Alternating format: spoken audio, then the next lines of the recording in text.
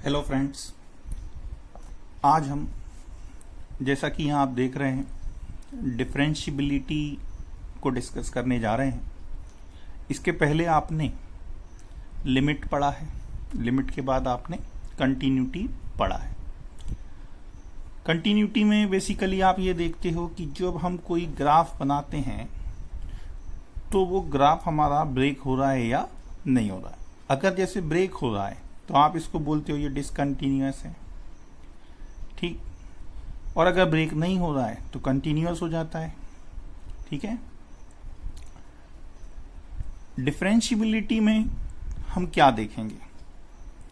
Differentiability में हम ये देखते हैं कि जो हम ग्राफ बनाते हैं उसमें कोई पॉइंट ऐसा तो नहीं है जिस पर हम एक से अधिक टेंजेंट ड्रॉ कर सकते हो। ओके, जैसे यहां आप देख रहे हैं चूंकि एक पॉइंट है तो इस पर हम इनफाइनाइट टेंजेंट एज्यूम कर सकते हैं। तो ऐसे पॉइंट हमारे ग्राफ में अगर आते हैं तो उस पर हमारा फंक्शन डिफरेंशिएबल नहीं होता है। या इस तरह के अगर हमारे ग्राफ में शार्प एजेस या कॉर्नर या मैं कहूं चोंच बन जाती है तो इन पॉइंट पर भी हमारा फंक्शन डिफरेंशिएबल नहीं होता है। क्यों? क्योंकि ऐसे पॉइंट पर भी बच्चों एक से अधिक टेंजेंट्स हम ड्रॉ कर सकते हैं। अब ये डिफरेंशिएबल क्यों नहीं है ऐसे पॉइंट पर, तो ये आपको हम डेरिवेटिव की ज्योमेट्रिकल मीनिंग से बताएंगे। जैसे हम कहते हैं कि suppose y equal to f of x be a real function. Okay, ये हमारा कोई रियल फंक्शन है। Then at x equal to any point ए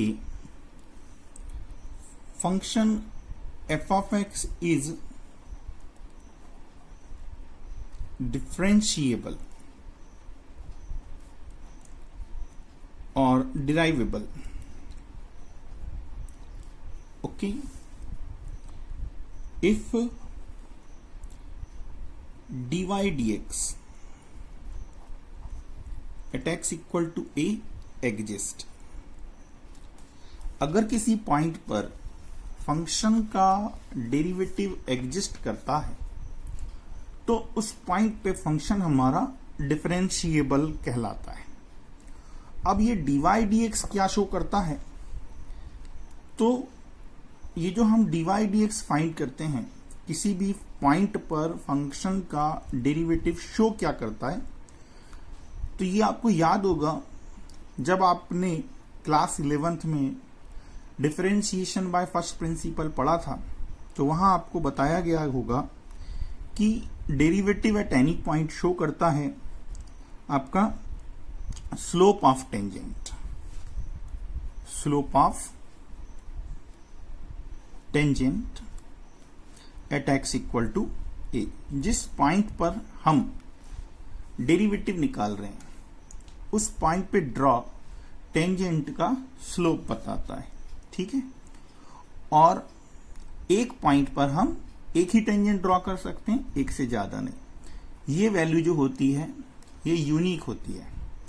इसलिए मैं आपसे कह रहा था कि अगर एक से अधिक टेंजेंट ड्रॉ हो रही हैं तो फंक्शन उन पॉइंट पर डिफरेंशिएबल नहीं होगा, क्योंकि उस पॉइंट पर फिर आपको अलग अलग स्लोप मिलेंगे, अलग अलग डायरेक्शन में टेंजेंट मिलेगी, तो फिर ये एग्जिस्ट नहीं करेगा। अब हम इसको लिमिट से एसोसिएट करेंगे।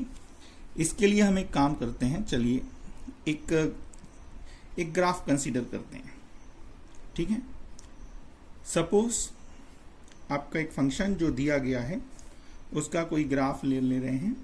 ये हमने उसका एक ग्राफ बना दिया और हमें यहां पर देखना है कि x इक्वल टू a पर ओके इस फंक्शन का डेरिवेटिव dy dx कैसे निकलता है और ये मैथमेटिकली हम कैसे चेक करते हैं ये डिफरेंशिएबल होगा, ठीक है। सपोज इस पॉइंट को मैंने P ले लिया है तो इस पॉइंट P के कोऑर्डिनेट्स क्या हो जाएंगे? ओके, x की वैल्यू कितनी है? a है। x की वैल्यू कितनी हो गई? a। और ये ग्राफ हम किसका ले रहे हैं?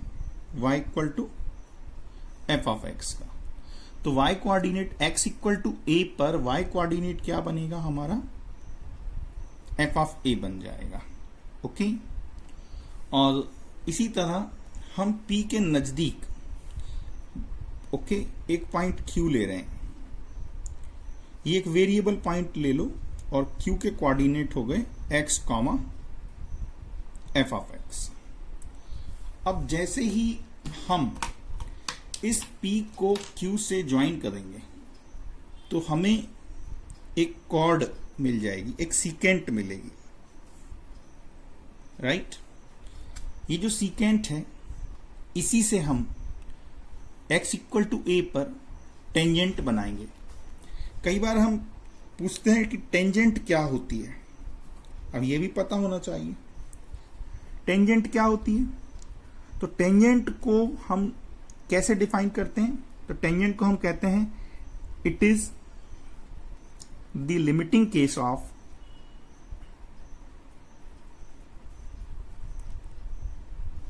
सीकेंट। ओके, कोई भी लाइन जो कर्व को दो डिस्टिंक्ट पॉइंट पे कट करती है उसे हम क्या कहते हैं? सीकेंट कहते हैं। और टेंजेंट जो है इसी सीकेंट का लिमिटिंग केस होता है। इसको ऐसे समझ सकते हो, एक और लॉजिक दे रहा हूं। सपोज जैसे ये अलग से बना रहा हूं, ये हमारा कर्व है और ये हमारी सीकेंट है, ठीक है? ये पॉइंट P है और पॉइंट Q है, इसको समझिएगा। अब जैसे जैसे Q P की ओर जाएगा, जैसे मान लीजिए कि Q बेटा यहां आ गया, Q यहां आएगा तो ये सीकेंट ये हो जाएगी। Q को हम यहां ले लें तो ये सीकेंट ये हो जाएगी। इस तरह से जैसे जैसे अलोंग द कर्व Q जो है P की ओर बढ़ेगा, ये जो सीकेंट है, राइट, ये पॉइंट P पर ड्रॉ टेंजेंट की ओर मूव करेगी। और जैसे ही Q P के कोइंसाइड होगा या P के बहुत नजदीक आ जाएगा तो ये ऑलमोस्ट टेंजेंट बन जाएगी। इसलिए हम कहते हैं कि टेंजेंट जो होता है वह सीकेंट का लिमिटिंग केस होता है। अगर मैं Q को P की ओर ले जाऊंगा तो जो सीकेंट है वो पॉइंट P पर टेंजेंट बन जाएगी, और अगर मैं P को Q की ओर ले जाऊंगा तो मुझे टेंजेंट Q पर मिलेगी, है ना? तो टेंजेंट जो होती है वह सीकेंट का लिमिटिंग केस होती है। And now we are interested to find the slope of tangent at x equal to a। तो हम यहां पर देखते हैं कि अगर पॉइंट P के नजदीक कर्व पर एक पॉइंट मैंने Q ले रखा है तो आप मुझे इसका स्लोप बता सकते हैं कि इसका स्लोप कितना होगा, राइट? कॉर्ड PQ या सीकेंट PQ का स्लोप कितना होगा? तो स्लोप का फार्मूला आपने पढ़ा है y2 minus y1 upon x2 minus x1 से पढ़ा है आपने। और इसमें जब मैं वैल्यू रख दूंगा तो y2 minus y1 that is we get f of x minus f of a और अपॉन x माइनस a। ये हो गया आपके सीकेंट का स्लोप हो गया। हम बात किसकी कर रहे हैं? डेरिवेटिव की। किस पर? पॉइंट P पर, मतलब x इक्वल टू a पर। तो हम इसको टेंजेंट का स्लोप नहीं बोल सकते, right? Slope of tangent at x equal to a की बात हो रही है। जैसा अभी मैंने आपको बताया, स्लोप ऑफ टेंजेंट हम फाइंड करना चाह रहे हैं x इक्वल टू a पर। तो हम क्या कह सकते हैं कि PQ का जो स्लोप है, मतलब ये जो कॉर्ड PQ है, ये टेंजेंट कब बनती है? जब Q P की ओर मूव करता है। तो हम कह देते हैं limiting case when Q tends to P, slope of PQ। P Q का स्लोप टेंजेंट का स्लोप बन जाएगा जैसे जैसे क्यू पी की और मूव करेगा, ठीक है। और क्यू अगर पी की ओर मूव कर रहा है, जैसा कि यहां देखें, अब यदि हम यहां देखें तो यह है एक्स, तो एक्स जो है वो ए की ओर मूव करेगा। जैसे जैसे क्यू पी की ओर मूव करेगा, सीकेंट जो है वो पी पर टेंजेंट बनेगी और ये जो एक्स है यह ए की ओर मूव करेगा। तो हम यहां पे कह सकते हैं it is limit x tends to a और slope of P Q is what?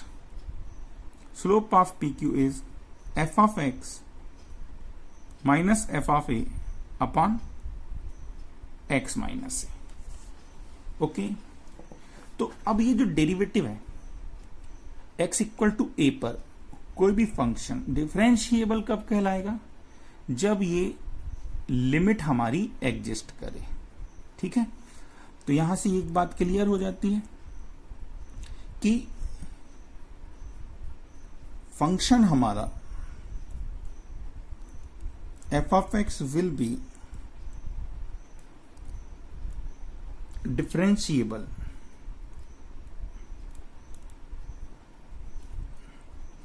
at x equal to a if and only if this limit exists. Limit x tends to a, f of x minus f of a upon x minus a exist करता हो। अब ये limit हमारी exist कब करेगी? जब इसकी दोनों लिमिट एग्जिस्ट करती हो, राइट हैंड लिमिट भी एग्जिस्ट करती हो और लेफ्ट हैंड लिमिट भी एग्जिस्ट करती हो। I hope it is clear to all. अब हम इसके थोड़ा आगे बढ़ते हैं। नाउ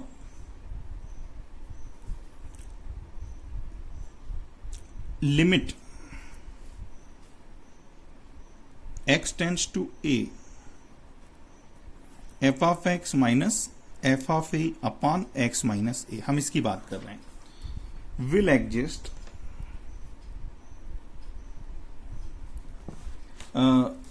when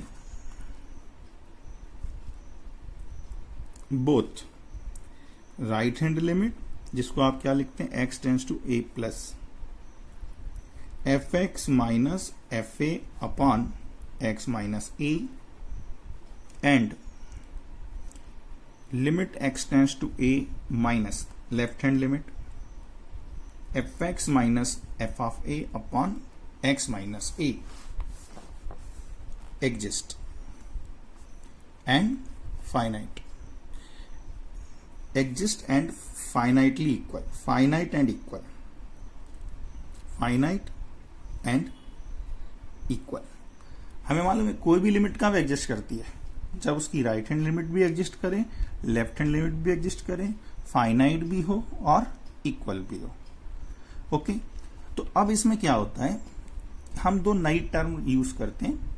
यहां जो हमें राइट हैंड लिमिट मिलती है इसको हम राइट हैंड डेरिवेटिव बोलते हैं, और जो लेफ्ट हैंड लिमिट मिलती है उसे हम लेफ्ट हैंड लिमिट बोलते हैं।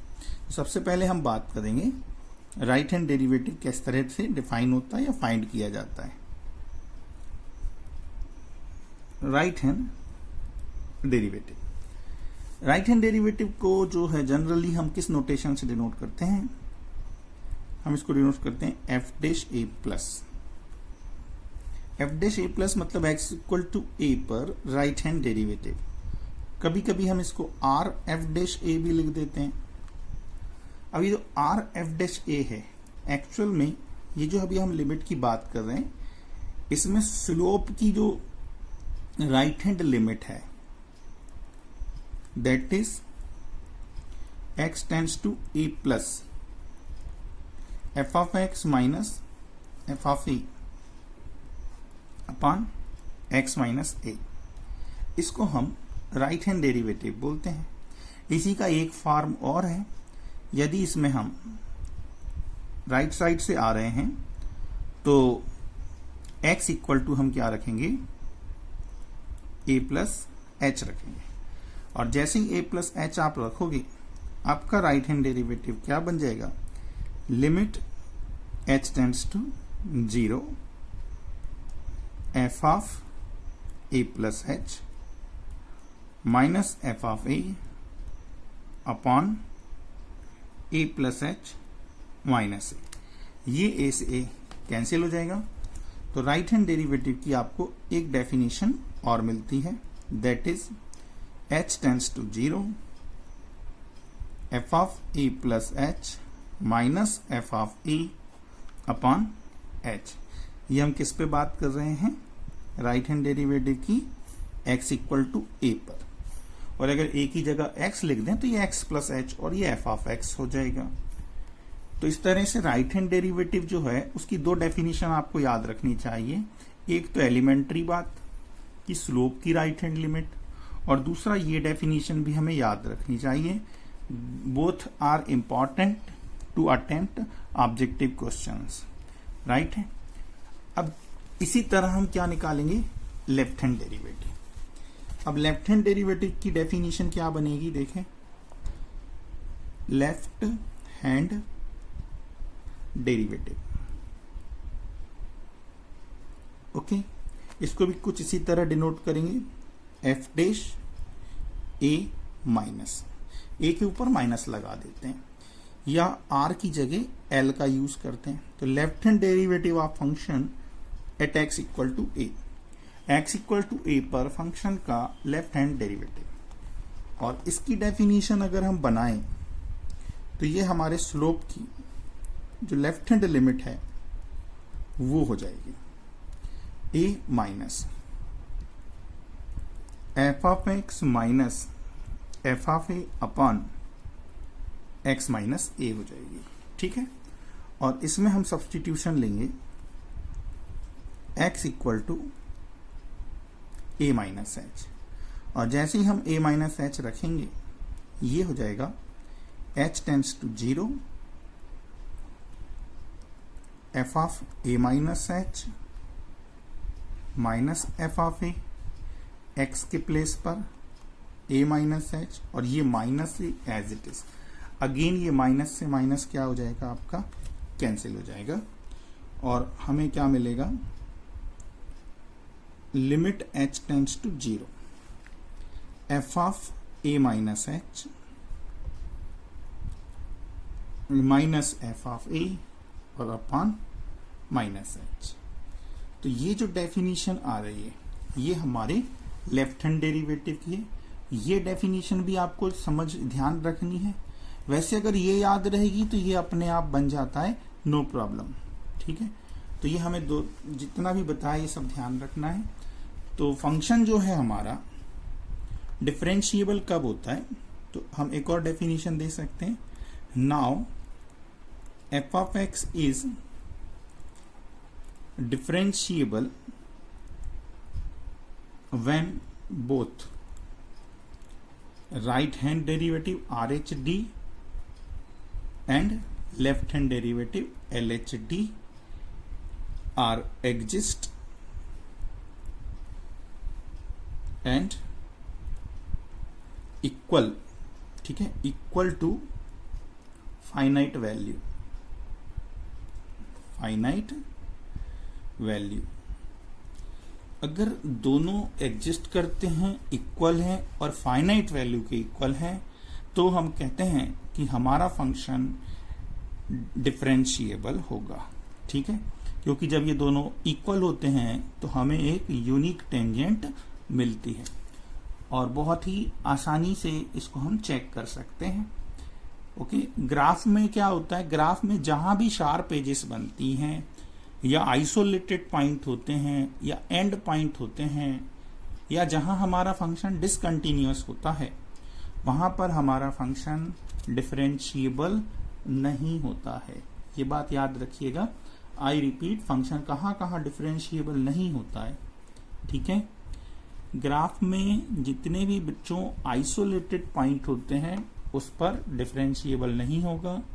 क्यों नहीं होगा, क्योंकि एक पॉइंट पर हम एक से अधिक टेंजेंट ड्रॉ कर देते हैं। दूसरा, किसी भी एंड पॉइंट पर भी हमारा फंक्शन डिफरेंशिएबल नहीं होता है। तीसरा, जहां पर फंक्शन हमारा डिसकंटिन्यूअस होता है वहां भी डिफरेंशिएबल नहीं होगा। और चौथा पॉइंट, जहां भी शार्प एजेस बनती हैं, ठीक है, वहां भी हमारा फंक्शन डिफरेंशिएबल नहीं होगा। राइट, शार्प एजेस या कॉर्नर बनते हैं वहां डिफरेंशिएबल नहीं होता है। ग्राफ में यह हम आसानी से देख सकते हैं। Okay, let us see some examples of differentiability. Prove that f of x equal to mod x minus 1 is not differentiable at x equal to 1। अब देखो यहां तो हमें प्रूव ही करना है, ठीक है, लेकिन अगर चेक करना हो, ऑब्जेक्टिव क्वेश्चन की बात हो रही हो और आप अगर बेटा ग्राफ जानते हो तो आप बहुत सारी बातें बता सकते हैं। ये मॉड x माइनस 1 है, आपको पता है कि ये जो ग्राफ बनता है ये ग्राफ किसका होता है? ये ग्राफ होता है मॉड x का। ठीक, ये मॉड x का ग्राफ है जो कि 0 पर 0 हो रहा है, और ये 0 कहां होता है? ये 1 पे होता है, नहीं? तो ये जो मॉड x माइनस 1 का ग्राफ है ये राइट में 1 यूनिट शिफ्ट हो जाएगा और इसका ग्राफ कुछ इस तरह बनेगा। जब आप बनाओगे तो ग्राफ बनाना सभी को आना चाहिए, ग्राफ की जितनी टेक्निक है सब आनी चाहिए। ओके, तो हम क्या देखते हैं कि भैया ये कंटिन्यूअस तो है, कहीं ब्रेक नहीं हो रहा, लेकिन 1 पर क्या हो रहा है? शार्प कॉर्नर बन रहा है, ऐसी चोंच टाइप की बन रही है, इसलिए यहां पर ये फंक्शन हमारा डिफरेंशिएबल नहीं होगा। ठीक है, ये हम ग्राफ से बता दिए, लेकिन इसको मैथमेटिकली हम कैसे सॉल्व करेंगे तो हम इसकी बात करेंगे। तो सबसे पहले हम देख रहे हैं कि हमारा जो फंक्शन है f ऑफ x वह कितना है? मॉड x माइनस 1 है। डिफरेंशिएबिलिटी किस पे चेक करनी है? 1 पर चेक करनी है। तो 1 पर फंक्शन की वैल्यू कितनी होगी? 0 हो जाएगी। इसकी जरूरत पड़ेगी इसलिए हम निकाल ले रहे हैं। ठीक है, तो सबसे पहले हम क्या निकालेंगे? Right hand derivative. तो सबसे पहले हमने आर एफ डैश 1 की बात की, that is F dash 1 plus की बात करेंगे। आपको 2 डेफिनेशन मालूम है, आप दोनों में से कोई सी भी यहां अप्लाई कर दो, कोई प्रॉब्लम नहीं है। मैं फर्स्ट वाली अप्लाई कर रहा हूं। 1 पर हम कौन सी लिमिट लेंगे? राइट हैंड लिमिट लेंगे। किसकी? स्लोप की। स्लोप की डेफिनेशन क्या थी? F of x minus f of 1 upon x minus 1, यही होता है। अब हम इसमें फंक्शन को रखेंगे। So what we have, limit x tends to 1 plus f of x की value mod x minus 1, f of 1 की वैल्यू 0 अपॉन एक्स माइनस 1। अब इसमें हम क्या करेंगे? सब्सटीट्यूशन लेंगे। x equal to 1 plus h, और जैसे ही हम 1 प्लस एच पुट करेंगे ये हो जाएगा limit h tends to 0 mod of 1 plus H minus 1 upon 1 plus H minus 1। 1 से 1 कैंसिल हो जाएगा और हमें क्या मिलेगा? Limit h tends to 0 mod of h upon h। और आपको मैं पहले भी बता चुका हूं, मॉड h को हम क्या लिखते हैं? h लिखते हैं, क्योंकि h इज ऑलवेज पॉजिटिव। तो ये h अपॉन h हो गया, h से h कैंसिल हो जाएगा, तो केवल क्या बचेगा? 1 बचेगा। So it is 1। तो यहां पर हमने देखा राइट हैंड डेरिवेटिव की वैल्यू कितनी आ गई? 1 के इक्वल आ गई। अब आप क्या निकालेंगे इसका? Left hand derivative. Left hand derivative at x equal to 1, इसको हम ऐसा भी लिखते हैं, एफ डैश 1 के ऊपर क्या लगा दो? माइनस। और अब हम इसकी लिमिट फाइंड करेंगे, तो ये हो जाएगा आपका limit x tends to 1 minus f of x minus f of 1 upon x minus 1। फिर से वैल्यू पुट कर दीजिए। वैल्यू रखेंगे, क्या आ जाएगा? x tends to 1 minus f of x की value mod of x minus 1 minus f of one की वैल्यू कितनी है 0 अपॉन x माइनस 1। इसको सॉल्व करने के लिए हम क्या करेंगे, we put x is equal to 1 minus h, और जैसे ही हम इसमें 1 माइनस एच पुट करेंगे ये हो जाएगा h tends to 0 mod of 1 minus h, और ये -1 मैंने लिखा नहीं, -1 अपॉन 1 माइनस एच -1। ये 1 से 1 कैंसिल हो जाएगा, limit h tends to 0 mod of -h upon -h। अब मॉड में h हो या -h हो, वो तो h होता है, तो ये क्या हो जाएगा h tends to 0 mod -h is also h upon -h। अब ये कैंसिल होके हमें कितना दे देगा, -1 दे देगा, राइट है। तो इस तरह हमारे पास दोनों डेरिवेटिव आ गए। राइट हैंड डेरिवेटिव की वैल्यू +1 है, लेफ्ट हैंड डेरिवेटिव की वैल्यू -1 है। तो since right hand derivative is not equal to left hand derivative, so this implies our function f of x is not differentiable at x equal to 1, right है। बहुत ही आसानी से हमने check किया, लेकिन बच्चों ऑब्जेक्टिव क्वेश्चंस में यदि हम इस अप्रोच को फॉलो करेंगे तो एक आंसर देने के लिए हमें काफी समय लग जाएगा, इसलिए हमें ग्राफ पता होना चाहिए ताकि हम हमारे आंसर रिस्पांस को क्विक दे सकें। ठीक है, अगला क्वेश्चन लेते हैं। नेक्स्ट क्वेश्चन है, prove that f of x equal to greatest integer function is not differentiable at x equal to 1। आप पहले कंटिन्यूटी में भी देख चुके हैं कि एक्स इक्वल टू 1 पर ये डिसकंटिन्यूअस होता है। अगर आपको ध्यान हो तो इसका ग्राफ हमने आपको बताया था कि कैसा बनता है।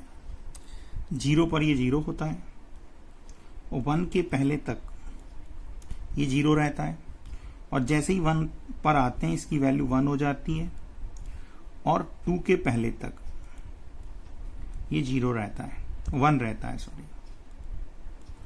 तो 1 पर ये क्या होता है, डिसकंटिन्यूअस होता है।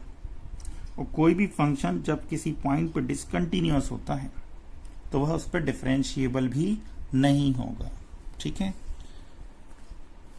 अब यहां पर लेकिन हम इसको मैथमेटिकली कैसे चेक करेंगे। अगर हम यहां देखें तो 1 पर ना तो ये कंटिन्यूअस है और ना ही डिफरेंशिएबल है, लेकिन मैथमेटिकली हम इसको कैसे प्रूव करेंगे। तो फिर वही बात, सबसे पहले तो फंक्शन देखिए, फंक्शन आपका कितना है, greatest integer part of x है, तो 1 पर फंक्शन की वैल्यू कितनी होनी चाहिए, ग्रेटेस्ट इंटीजर पार्ट ऑफ 1, और ग्रेटेस्ट इंटीजर पार्ट ऑफ 1 की वैल्यू कितनी होती है, 1 के इक्वल होती है। अब हम यहाँ पर फंक्शन के दोनों डेरिवेटिव फाइंड कर लेंगे। Right hand derivative right hand derivative at 1 plus, और डेफिनेशन से ये क्या लिखोगे आप, ये आप लिखोगे limit x tends to 1 plus f of x minus f of 1 upon x minus 1। f of x की वैल्यू रखेंगे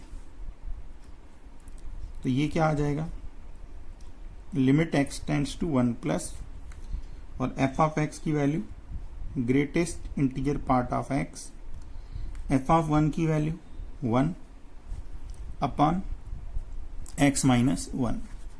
अब इस लिमिट को सॉल्व करना है तो सबसे पहले इसमें सब्स्टिट्यूशन लेंगे। सब्स्टिट्यूशन में हम 1 का राइट नेबर रखेंगे, x इक्वल टू वी से 1 प्लस एच। ठीक, जैसे ही इसमें हम 1 प्लस एच रखेंगे ये हो जाएगा limit h tends to 0 greatest integer part of 1 plus H minus 1 upon 1 plus H minus 1। ये 1 से 1 कैंसिल हो जाएगा, and we have limit h tends to 0।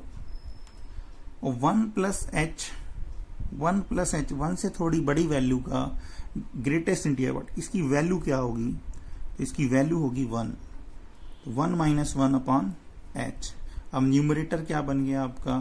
0 बन गया, राइट। तो आप क्या निकालने जा रहे हो? h टेंड्स टू 0 एंड 0, 0 की लिमिट 0 हो जाएगी। तो इस तरह से राइट हैंड लिमिट की वैल्यू कितनी आ गई? राइट हैंड डेरिवेटिव की वैल्यू कितनी आ गई? 0 आ गई। अब हम क्या फाइंड करेंगे? Left hand derivative. तो लेफ्ट हैंड डेरिवेटिव डेफिनेशन से क्या हो जाएगा? Limit x tends to 1 minus, हम डेफिनेशन लिख रहे हैं f of x minus f of 1 upon x minus 1। F of x की वैल्यू कितनी है? फंक्शन हमारा क्या है? फंक्शन है हमारा greatest integer part of x, और एफ ऑफ 1 की वैल्यू 1 है अपॉन एक्स माइनस 1। अब इसमें भी हम क्या रखेंगे? इसमें हम x equal to 1 minus h put कर देंगे, और जैसे ही हम इसमें 1 माइनस एच पुट करेंगे ये हो जाएगा h tends to 0 and it is 1 minus h minus 1 upon 1 minus h minus 1। ये 1 से 1 क्या हो जाएगा? हमारा कैंसिल हो जाएगा। और अब हम यहाँ पे क्या देखते हैं? h टेंड्स टू 0, 1 से छोटे वैल्यू, 1 से छोटी वैल्यू हो गई, 1 में से आपने h घटा दिया तो ये 0.999 समथिंग होगा, और इसका ग्रेटेस्ट इंटीजर पार्ट क्या आएगा? 0 आएगा। तो 0 minus 1 upon minus h, that is limit h tends to 0। ये माइनस माइनस कैंसिल हो जाएगा, वी गेट 1 अपॉन h, और दैट इज इंफिनिटी, राइट है। तो हमने क्या देखा कि यहां पर जो लेफ्ट हैंड डेरिवेटिव है वो एग्जिस्ट नहीं करता। Right hand limit, right hand derivative exist करता है, but left hand derivative exist नहीं करता है, ठीक है। तो since left hand derivative does not exist, okay, so function f of x is not differentiable at x equal to 1। तो इस तरह से हम राइट हैंड डेरिवेटिव और लेफ्ट हैंड डेरिवेटिव फाइंड करके बताते हैं कि फंक्शन हमारा डिफरेंशिएबल नहीं है, ओके। अब हम इस क्वेश्चन को देखेंगे। Examine the differentiability of function f of x at x equal to 2। तो सबसे पहले यहां पर फंक्शन की 2 पर वैल्यू कितनी होगी वो देखिए, इसकी जरूरत दोनों डेफिनेशन पड़ती है। तो यहां पर x 2 से छोटा है और यहां पर x 2 के बराबर भी है, तो f ऑफ 2 की वैल्यू आपको इस फंक्शन से निकालनी है। So we get 2 minus 1 into 2 that is 1। तो f ऑफ 2 की वैल्यू इज 1। अब हम 2 पर डिफरेंशिएबिलिटी चेक करेंगे। तो हमने निकाला सबसे पहले इसका राइट हैंड डेरिवेटिव। अब राइट हैंड डेरिवेटिव निकालेंगे तो क्या आएगा? Limit x tends to 2 plus f of x minus f of 2 upon x minus 2। F of x की वैल्यू क्या होगी यहां पर? 2 प्लस एफ ऑफ एक्स हमारा कितना होगा? तो चूंकि x 2 से बड़ा है, ठीक है, x हमारा 2 से ग्रेटर है, तो एफ ऑफ एक्स की जो वैल्यू होगी 2 से ग्रेटर के लिए x माइनस 1 इंटू एक्स होगी। That's why F of x के प्लेस पर आप क्या रखेंगे? x माइनस 1 इंटू एक्स रखेंगे। एफ ऑफ 2 की वैल्यू हमारी कितनी है? 1 है, और होल अपॉन x माइनस 2 है। इसको आगे सॉल्व करेंगे। सॉल्व करने के लिए हम इसमें क्या देख रहे हैं? इसमें सब्स्टिट्यूशन ले लेंगे 2 प्लस एच, तो h टेंड्स टू क्या हो जाएगा? 0, राइट है। We put x equal to 2 plus h, और 2 प्लस एच रखने पर ये हो जाएगा हमारा h tends to 0, 2 plus H minus 1 into 2 plus H minus 1 होल अपॉन 2 प्लस एच माइनस 2। ये 2 इस 2 से कैंसिल हो जाएगा। आगे सॉल्व कर दीजिएगा। आगे सॉल्व करने पर क्या आ जाएगा, लिमिट h टेंस टू 0, ये हो जाएगा आपका 2 minus 1 that is 1, right, 1 plus H into 2 plus H minus 1 and whole upon is H. हम इसको आगे सॉल्व कर दें। आगे सॉल्व करने पर क्या आ जाएगा, limit h tends to 0, multiply करोगे you will get 2 plus h plus 2h plus h square, ठीक है, minus 1 upon h। So what we have now, limit h tends to 0, तो हमारे पास आ गया एच स्क्वेयर प्लस 3h, और 2 में से 1 गया तो ये 1 हो जाएगा, है ना। एक बार चेक कर लेते हैं, मुझे लग रहा है कि ये कांस्टेंट ऊपर बचना नहीं चाहिए, अदरवाइज अपान में h रहेगा। चेक कर लो, कोई प्रॉब्लम नहीं। x माइनस 1 इंटू एक्स की बात हो रही है। एफ ऑफ 2 कितना आएगा, ये देखो एफ ऑफ 2 की वैल्यू गलत हो गई है। एफ ऑफ 2 की वैल्यू कितनी आएगी, 2 माइनस 1 तो 1 होता है, पर इंटू में 2 भी है, सो इट इज 2। ओके, होती है गलतियां। तो ये एफ ऑफ 2 की वैल्यू है। एफ ऑफ 2 की वैल्यू कितनी थी, 2 के इक्वल थी, तो यहाँ पे मैं 2 कर दे रहा हूँ, कोई प्रॉब्लम नहीं, ठीक है। ये 2 हो जाएगा सभी जगह, यहाँ भी 2 हो गया। तो अब देखो ये 2 से 2 क्या हो जाएगा, हमारा कैंसिल हो जाएगा, और हमें ये कैंसिल हो गया, तो ये मिलेगा केवल H square plus 3h upon H, और यहाँ से ये h कॉमन आ जाएगा। h कॉमन आके क्या आ जाएगा, h tends to 0, right, h cancel हो जाएगा, वी गेट h प्लस 3, और जैसे ही हम इसमें लिमिट लगाएंगे ये वैल्यू हमें कितनी मिलेगी, 3 के इक्वल मिलेगी, राइट है। तो ये हमारा राइट हैंड डेरिवेटिव आ गया। इसी तरह हम क्या निकालेंगे, अब फंक्शन का लेफ्ट हैंड डेरिवेटिव। हो सकता है वो भी 3 आ जाए। अगर 3 आ गया तो फंक्शन डिफरेंशिएबल है, अदरवाइज नहीं है। लेफ्ट हैंड डेरिवेटिव के लिए हम क्या लिखेंगे, लिमिट x टेंड्स टू कितना, 2 minus, right, f of x minus f of 2 upon x minus 2। अब यहां पे 2 जो है हमारा, x जो है, सॉरी, 2 से छोटा है। x 2 से छोटा है तो फंक्शन क्या लेना है, तो फंक्शन की डेफिनेशन पे जाएंगे। फंक्शन की डेफिनेशन में जब x 2 से छोटा है तो फंक्शन आपको लेना है x into greatest integer part of x लेना है। ये आपका फंक्शन हो गया। जब 2 से छोटा है, 2 के बराबर नहीं, 2 के बराबर है तब तो हमारे फंक्शन की वैल्यू 2 आ गई। इसमें वैल्यू रख देंगे